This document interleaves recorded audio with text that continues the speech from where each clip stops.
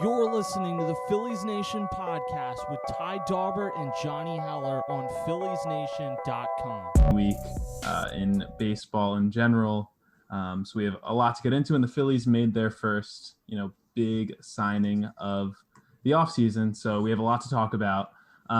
Before we get into things, just wanted to say that Ty is having a little bit of a health issue. He will not be on here for the next few episodes. But with that in mind, we have a couple special guests tonight. We have Phillies Nation editorial director Tim Kelly and Phillies Nation deputy editorial director Destiny Lugardo. So I'll start with you, Tim. How are you doing? I'm doing well. It's finally become a busy time for the Phillies, and obviously, like you said, everything seems like it's going to be good with Ty, but we're definitely thinking of him right now. Yeah, and Destiny, how are you? I'm doing okay. Today was a really good day, personally, for this country, and hopefully in the next couple of days, the Phillies have some good days. And I'm really rooting for Ty. Hope he gets better, and I hope he's back to podcasting with you because I'm really gonna miss him the next few weeks. Yeah, for sure. Best wishes to Ty. And yeah, in regards to the Phillies, we'll start. We have some stuff with J.T. Realmuto to talk about later in the podcast, but we'll start with their signing of relief pitcher Archie Bradley to a 1-year, $6 million deal. Obviously, the Phillies bullpen was a disaster last year. So I'll start with you, Tim. What difference does the Bradley signing make in this? Well, you hope it brings some stability to the bullpen, which obviously you didn't have last year. Archie Bradley was excellent in the second half of last season with the Reds. He obviously has had quite a bit of success prior to that with the Diamondbacks. By all accounts, this should be a good signing, but by all accounts, a lot of the moves that the Phillies have made in the bullpen over the last few seasons should have worked out and didn't. So, you hope that they figured out why that's the case and that they just kind of luck into some or due for some better luck with Archie Bradley here, because in theory, this should be a good signing and a guy that brings a lot of energy to the team. Yeah, I think the only way that this doesn't work is if, what happened with David Robertson. He gets injured in the first couple of outings. The bar is on the floor for Archie Bradley, considering what the bullpen was last year. I don't know if they're going to sign another reliever, but it looks like Bradley's the big acquisition here. He could close. On the Phillies website, they have him listed as a closer, which is really interesting. Probably doesn't mean anything, but it's interesting. Yeah, I thought that was interesting too. Someone asked me on Twitter who I thought was going to be the closer, and Hector Neris is closed, Jose Alvarado is closed, and Archie Bradley. They've all closed, but Hector Neris has done it the most out of anyone, so I thought that he might make the most sense to start the season. But like you said, Bradley is listed as the and I mean those are unofficial on the website, but I would guess Archie Bradley is the guy that gets the first crack at it, because when the Phillies had a chance last year to acquire Brandon Workman, they didn't put him into the 8th inning and keep Neris in the 9th. Joe Girardi flipped the 2. Obviously, it was a disaster, but you're hoping for a bounce back from Hector Neris, but he just didn't have enough time last year. The regression probably would have happened over the course of a full season, but in a 60-game season, he was not good. And truth be told, I think he probably is better geared to be a setup man on a contending team. Whether Archie Bradley's your closer or not, we'll ultimately see. But I think Archie Bradley will open the season as the closer in 2021. Yeah, could definitely see that. And like you mentioned, Destiny, we don't know if they're going to sign any other bullpen help. But looking at the state of the bullpen, Tim, do you think that's something they need? Do you think we could see them sign a Brad Hand or a Trevor Rosenthal, or do you think it'd be more like a Jose Alvarez type of addition? I don't think it's going to be Brad Hand or Trevor Rosenthal, but I mean, Jose Alvarez was excellent, save for getting hit in a very unfortunate circumstance in that game in Buffalo against the Blue Jays, and a disaster of a day overall. Jose Alvarez was excellent for 2 years for the Phillies. I mean, I think in a normal year, had he stayed healthy, had it not been the pandemic, Jose Alvarez was headed towards just a multi-year deal, and now he's just kind of another guy that's out there. So to me, it would make sense to bring him back, whether you have to guarantee him a major league deal, and certainly if it's only a minor league deal. And I would bring back Blake Parker. I mean, maybe that was unsustainable what he did last year, but there were stretches of the season last year where Blake Parker was your most stable reliever. But ultimately this season, you're relying on Hector Neris bouncing back, Archie Bradley being good, and Connor Brogdon taking a major step, which we all think he's capable of. But we've thought a lot of things about the bullpen going into the last few years, and almost none of them have turned out to be true. From Jose Alvarez's perspective, it's kind of crazy how much money it cost him by not wearing a cup. Just thinking about that. Yeah. It's a shame because he's a really good pitcher and he was really consistent for the Phillies in 2019.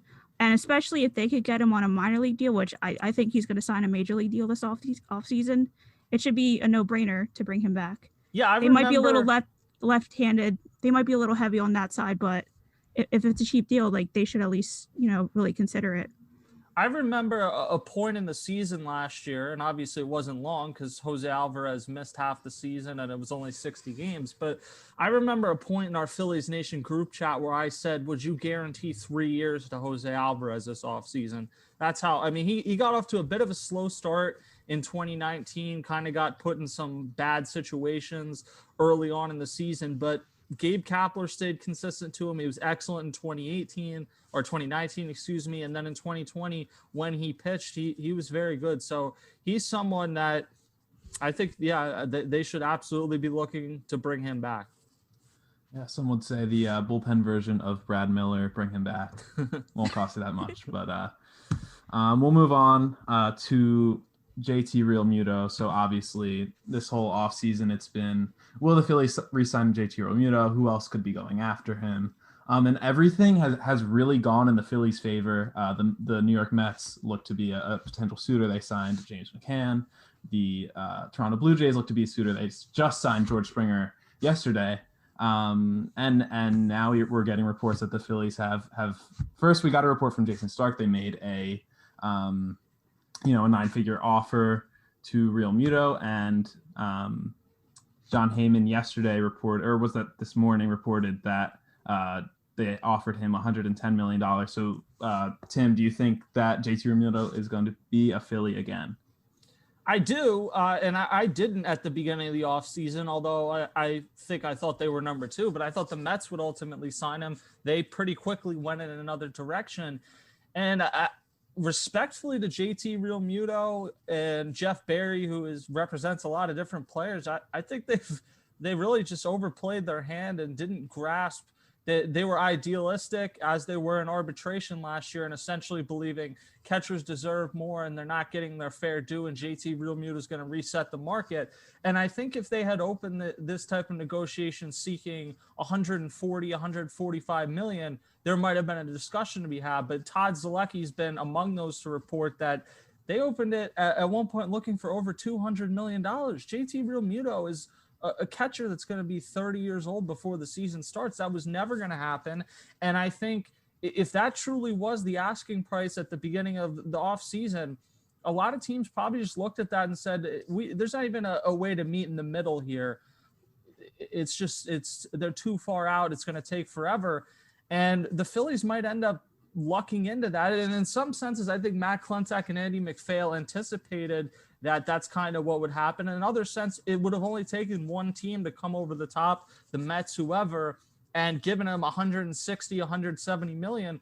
That hasn't happened though. And it may end up being, if it's 110 million, 100, a little more than that, it may end up even being less than what we thought on the low end of a potential JT Realmuto contract. So this offseason has played out about as perfectly as it could for the Phillies in that sense. Nothing's official. They haven't signed him. Another team could come out of the woodwork, maybe the Nationals, but there's just no indication that's going to happen. And at this stage, I don't know if you're Realmuto's camp, who are you even like? How do you counter to an offer when you don't seem to have a legitimate second team interested?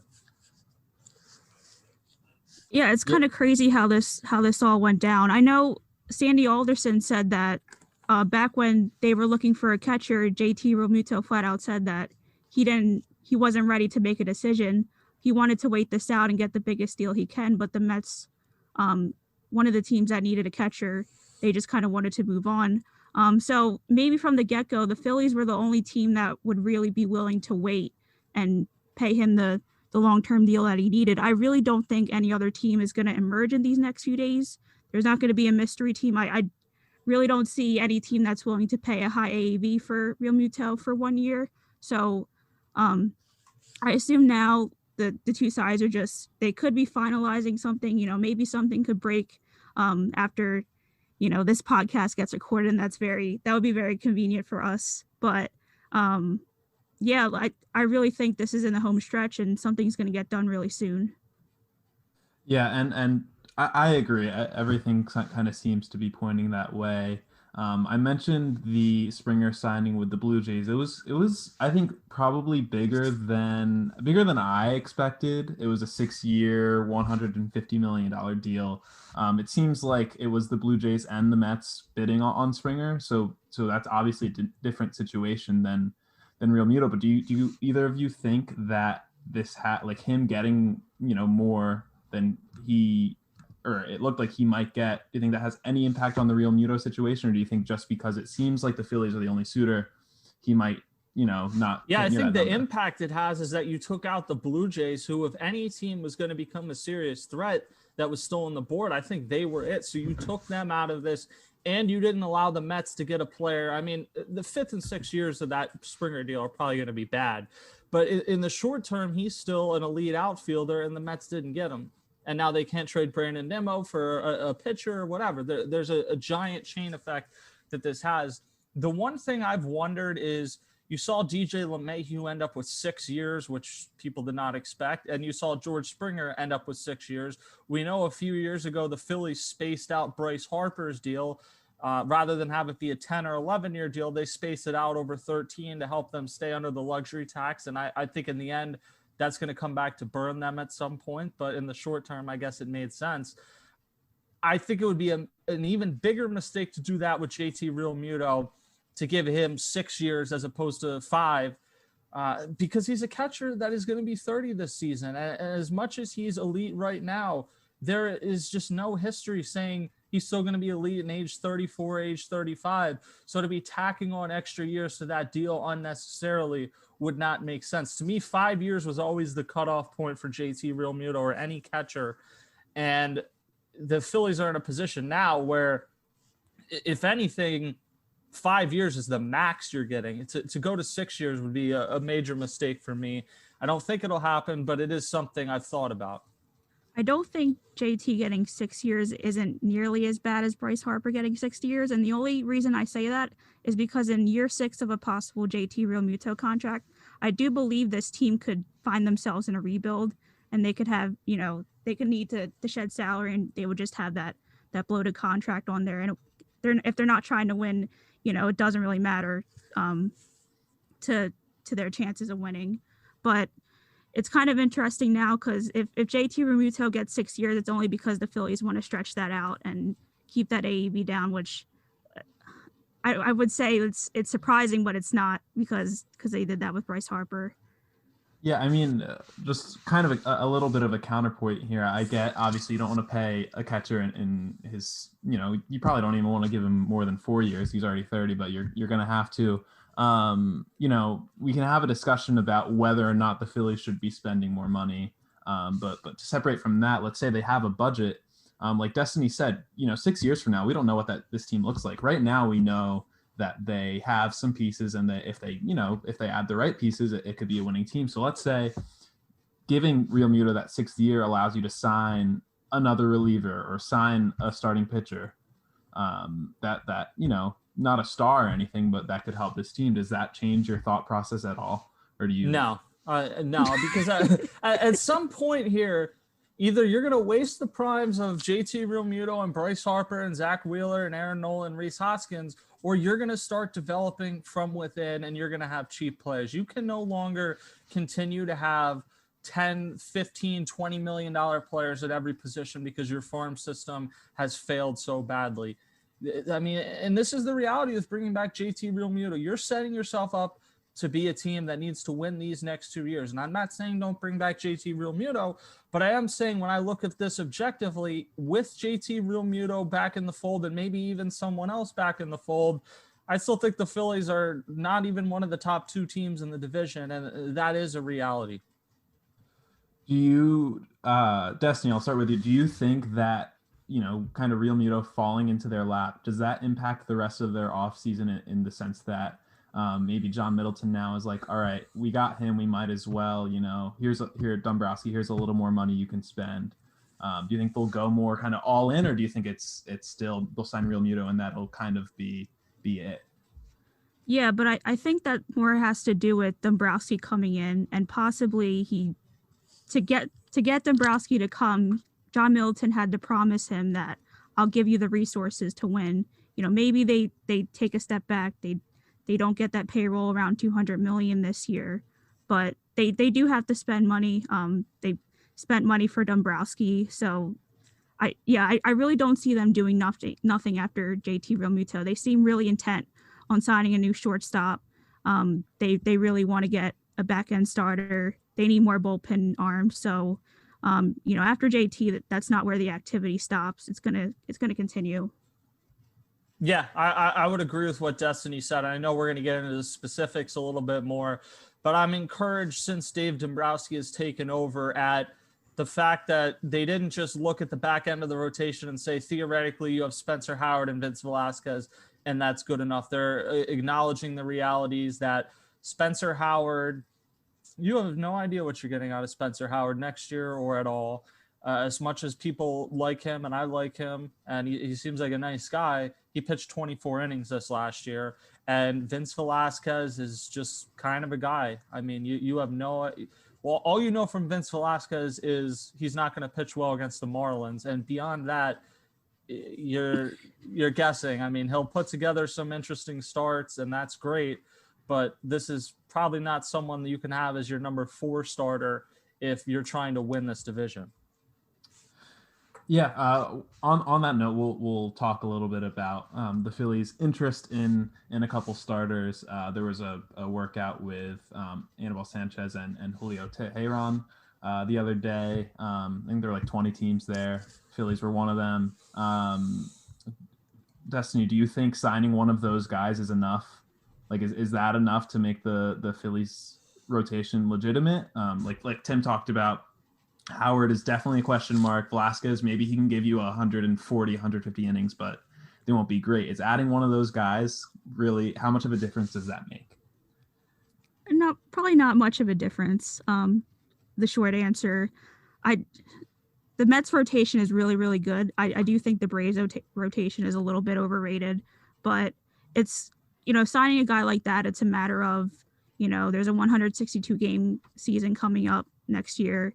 There's some real risk of starting pitchers getting injured, and you kind of need guys that could throw as many innings as you can. They might not be the best innings ever, but you just need guys that eat up innings. But they're not really going to move the needle, and they just need something beyond Spencer Howard and Vince Velasquez, and those options aren't very exciting. Maybe it's a little better than we think, but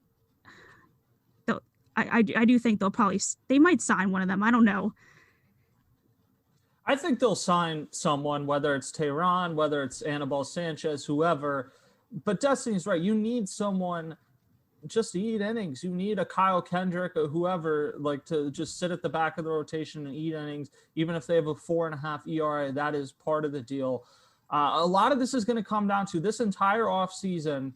Since Caleb Cotham's gotten hired as pitching coach and just in general, the Phillies have talked like the first 3 things in their starting rotation are sure things. And I think Aaron Nola and Zach Wheeler are. I don't know that Zach Eflin is. He had a very good season this past year, kind of the flip of what he's done. Traditionally, he's overperformed his peripherals. Last year, he underperformed it, and that was a shortened season. So if Zach Eflin proves to be a legitimate number 3, then you have something to work with. If Zach Eflin regresses, I think you might really be in trouble. And I'm trying to remember, I think Bob Brookover might have wrote it, or Scott Lauber, one of them.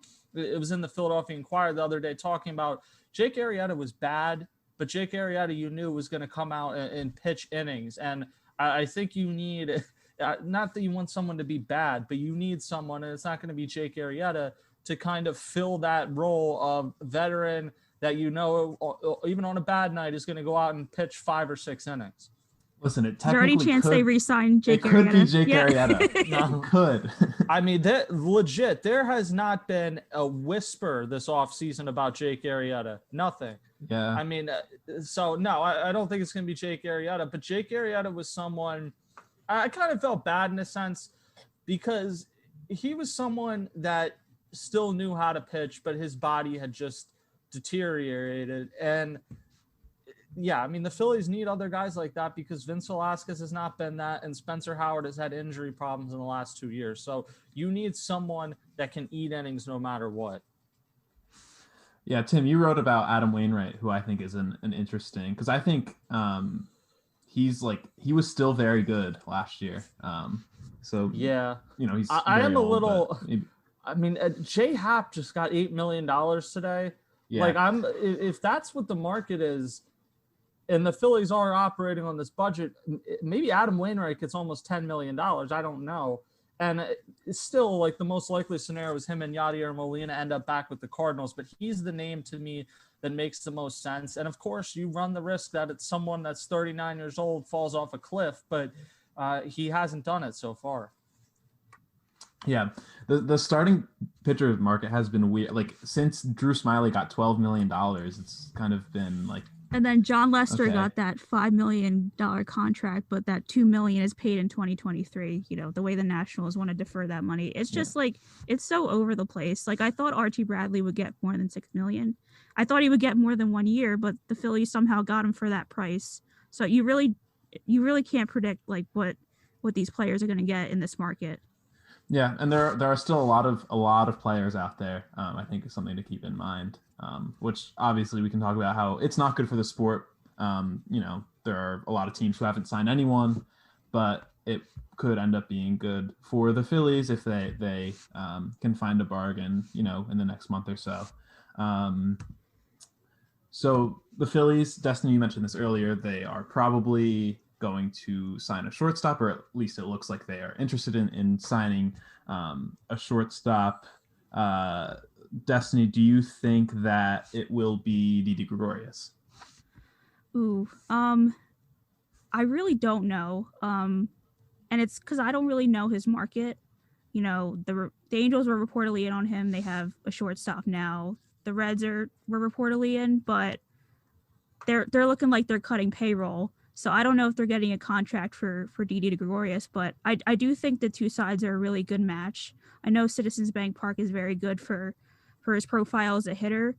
So if he could only get a 1-year deal, he should come back to Philadelphia and reestablish his value again. And I know he'll be competing with that monster shortstop class, but a big deal just might not be it for Gregorius, and he just might have to sign these short-term deals. But with Bryson Stott possibly coming up soon and the Phillies wanting to make a splash in that class in 2021, I think it's a really good match. And I remember we were talking about this a few months ago when they were debating whether to give Gregorius that qualifying offer. The Phillies might have thinking ahead. He's not going to get $18.9 million for 1 year. So, it's kind of crazy just in general this offseason. So many things have gone their way and they don't deserve it at all.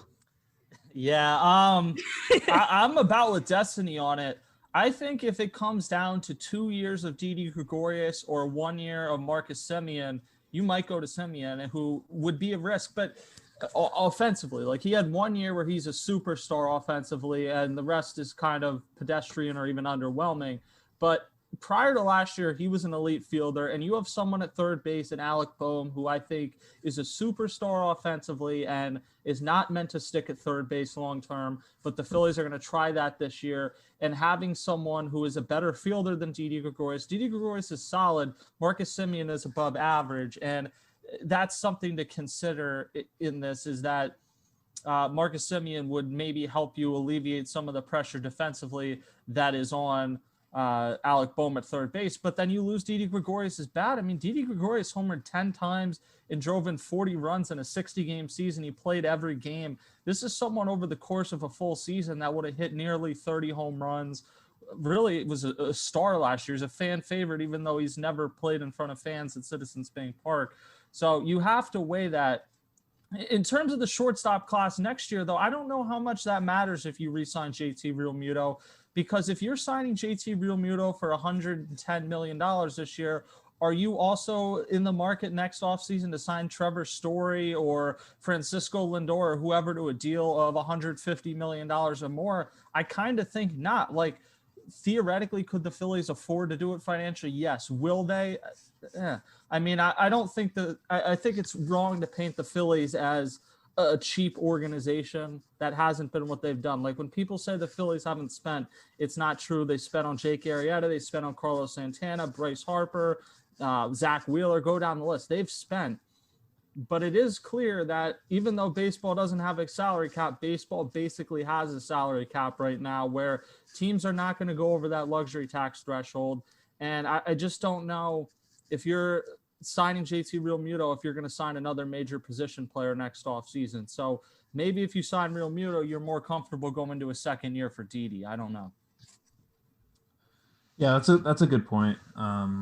But I also think like part of next off season's class, like does Gregorius refuse to take a 1-year deal? Like you mentioned, they'd probably add Semien on a 1-year over Gregorius on a 2-year. Do either of those guys take 1-year deals if they know what they're up against next offseason? I think even if they have a good Semien year? 100% is taking a 1-year deal. So it's just a matter of what Didi gets. And Destiny laid it out. The Angels acquired a shortstop. There doesn't really seem to be interest from either side, Yankees-wise, from what we've been told publicly. The Reds, like, I know they keep saying they're going to add a shortstop, but it just doesn't really make sense. You've gutted your entire organization. Why would you sign a 30-year-old shortstop for what? To finish in 4th place in the Central? Yeah. Yeah, I think that right now it does, like Destiny said, maybe the Phillies don't deserve to be here, but it does kind of seem like they are in a very good position to re-sign both Realmuto and Gregorius and not, give out contracts that people might have thought they would have to either guy. The last thing I'll ask you both, if they, add a shortstop, do the Phillies go in-house in center field in 2021? Yeah, I think that's going to be the position where they probably just have to stick with what it is in center field. And frankly, I don't think it's very good. The Phillies just don't seem to believe Adam Hazley is more than a platoon player at best. And we've talked about this. He's probably more geared to play a corner outfield position. Roman Quinn is fast, but truly a great guy. But Roman Quinn's bat is not a starting bat. And you also have the issue over in 162 or however many games they play, his health rearing its ugly head. You really have no idea that what Mickey Moniak's going to be. We've seen no evidence he'll be more than a 4th outfielder. So really what it comes down to is if you sign Didi Gregorius to play short or Marcus Semien or Andrelton Simmons or whoever, and it appears like the Phillies do not think they have an internal shortstop right now, then Jean Segura is going to go to second. Jean Segura was tremendous at second base last year, one of the most complete players on the team. And then you have Scott Kingery as an option in center field. And it's really a put up or shut up year for Scott Kingery because as much as, I don't know that we like him as much. Some people just got carried away with the Dustin Pedroia and Chase Utley comparisons. But I thought Scott Kingery was going to be a good foundation piece for this Phillies team. Like on a championship team, he could be a starter at some position. But the reality is he has had 2 out of 3 years, and I know he had COVID last year, but he's had 2 out of the 3 years where he has been one of the worst qualified offensive players in baseball. He had a middle year where the first half was excellent and he tailed off in the second half. He needs to put together a complete season this year. There are no excuses. He's not going to be at second base every game. He shouldn't be at second base every game. He's not the best second baseman on the team, but they need someone to step up in center field. And frankly, I think he has more value to the Phillies as a center fielder if it clicks than he does at second base. Let me pose a question to both of you guys. What do you think Scott Kingery's ceiling is at this point in his career? I think it's being like Kike Hernandez. Ooh, that's a damning, that's a damning assessment of him because maybe it's going back on. But I guess it's going back to what Tim was saying, like these crazy comparisons of Dustin Pedroia, Chase Utley, and then just that big contract before he even played a game. Like maybe people, unfairly evaluated him. I really don't think he's as bad as what he was in 2018. He's not as bad as what he was in 2020. Maybe he's slightly better than what he was in 2019. He's, a lot of the teams around a game are valuing defensive versatility, and he could bring that. Possibly he could be a good trade chip just because teams could think they could unlock something in him, and he could play multiple. His contract is incredible. So yeah, Johnny, what do you think his ceiling is? Do you agree with Tim? I think I agree. I mean, he was really good in 2019 for like 2.5 month period, and I know he, like Tim said, he trailed off, but when he was good, it was all about his plate approach. He was swinging at the first pitch more. He wasn't trying to that whole team was, you had Carlos Santana and Rhys Hoskins working 10, 11 pitch at bats all the time. And I think they were trying to fit guys into that mold, and that's not what Kingery was. And once he kind of got out of that, he started to hit, struck out less. So I think like we've seen it from him. It's a matter of making that consistent. And, we don't know how COVID affected his 2020 season.